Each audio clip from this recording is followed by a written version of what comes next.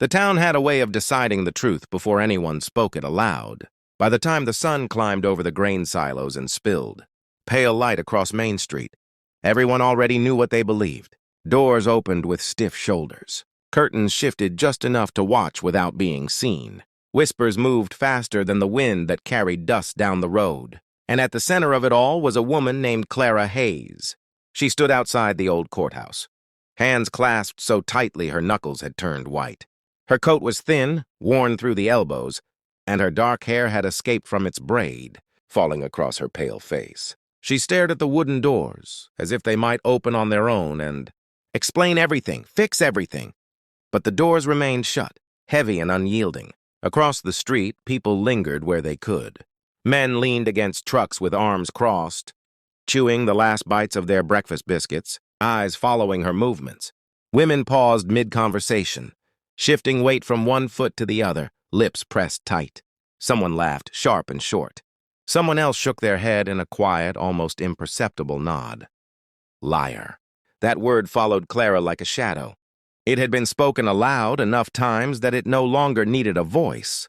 She could feel it in the way neighbors crossed the street when she walked, in the stares at the diner when she ordered her coffee, in the subtle yet unmistakable change in the way children no longer waved to her. And only one man in the entire town did not say it. Eli Turner stood a few streets away, leaning against the hitching rail outside the general store, hat pulled low over his brow, hands resting on the worn leather gloves that had protected them from sun, wind, and chores for decades.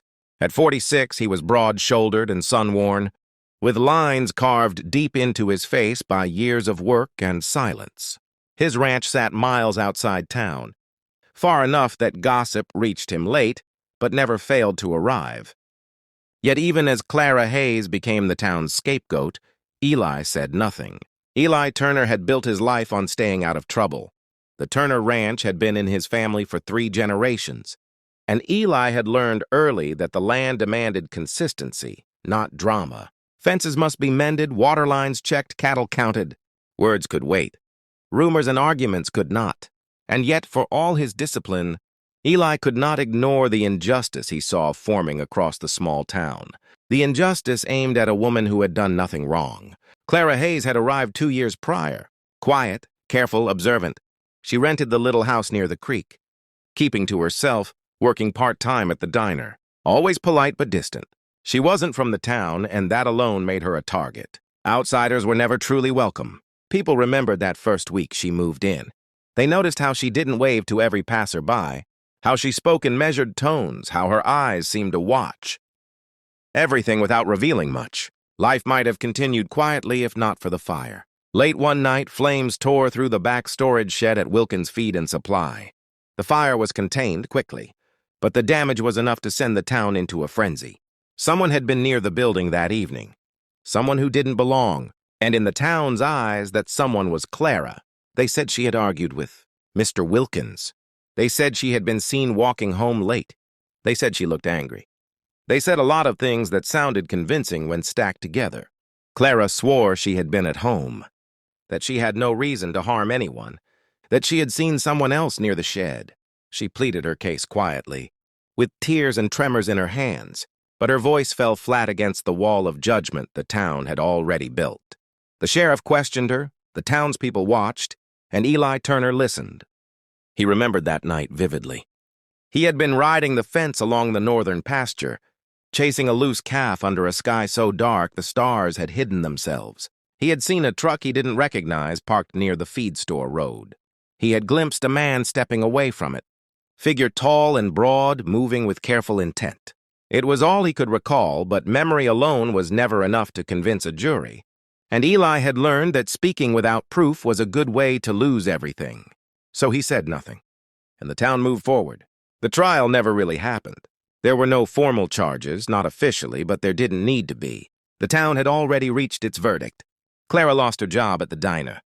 Parents pulled their children away when she walked past. Someone painted liar in red across her fence one night. Every step she took in public reminded her that she was alone. Eli Turner watched silently. He watched her shoulders curve inward under the weight of shame and fear. He watched her steps grow quicker, her eyes lower, her smiles rare and fragile. He remembered a time when he might have helped, when speaking up had cost him nothing. Now he hesitated because the cost was too great. And yet, even as he stayed silent, he felt the truth pressing against his chest like a storm ready to break. It was a Sunday afternoon when Clara stopped at the post office, a small stack of letters trembling in her hands. Eli happened to be nearby, checking the feed lines in town. Their eyes met. For a fleeting second, she seemed ready to speak, to ask for a shred of help, a nod of belief. Instead, she smiled politely, a faint, broken smile, and continued inside. That smile haunted him. It was not the smile of a liar. It was the smile of someone crushed under the weight of lies told about her. Weeks passed. The tension in the town never relented. Clara's life became a sequence of small battles. Keeping the house warm, keeping food on the table, surviving the glares that followed her everywhere. And all the while, the man who knew better, the man who had glimpsed the truth, remained silent. He went about his work on the ranch, mended fences, counted cattle, and kept the world at bay. But every night, when the sky darkened and the wind carried the scent of sage and earth, Eli Turner felt a gnawing unease. The truth was a living thing, and it demanded a reckoning. Then the letter arrived. It was not from the sheriff or a lawyer. It was from Clara herself, written in careful, looping handwriting, and delivered to the ranch by a passing courier. He opened it with fingers that trembled slightly, though he did not let it show. She had written simply, "They believe lies. You know the truth. Please help me." Eli read the words 3 times. His chest tightened, a mix of fear and resolve pressing on him. He knew that if he spoke, the town would turn on him, just as it had turned on Clara. He knew the cost could be everything he had built: reputation, business, maybe even friendships forged over decades. But he also knew the cost of remaining silent was far greater. That night, he saddled his horse and rode into town. The streets were quiet, the dust thick under the faint light of lanterns and windows. He dismounted near the diner and walked through the empty square, knowing that every step carried the weight of years and the possibility of ruin. When he found Clara at her home, she was sitting by the window, staring into the dark. Her hands rested on a table, and the stack of letters still lay beside her. She did not speak immediately. She only watched as he entered, hat in hand, eyes steady, breath slow. "I know what happened," he said finally. His voice was calm, but carried the force of conviction. "And I can prove it." Her eyes widened, and for a moment, the years of isolation and mistrust were reflected there. Then a single tremulous nod. The truth, when it came out, was as clear as the river that ran behind the feed store. It took careful records, witnesses who had been overlooked, and details only someone observant could remember. Eli Turner laid it all out: the truck, the man fleeing the shed, the timing of the fire, the evidence that cleared her completely. The town could not ignore it. But truth rarely arrives quietly. By the time the town understood, damage had been done. Clara had lost work, community trust, friends, and Eli Turner. His silence and then sudden intervention cost him more than anyone expected. Property disputes, old grudges, resentment from neighbors, who had counted on him staying neutral. He faced the social and financial fallout of taking a stand. Still, he did not regret it. Clara, finally free of the weight of lies, rebuilt her life slowly. The town, chastened by its own mistakes, began to offer cautious friendship. And Eli Turner, weathered and scarred, returned to his ranch with the knowledge that sometimes speaking the truth and defending the innocent is worth any cost.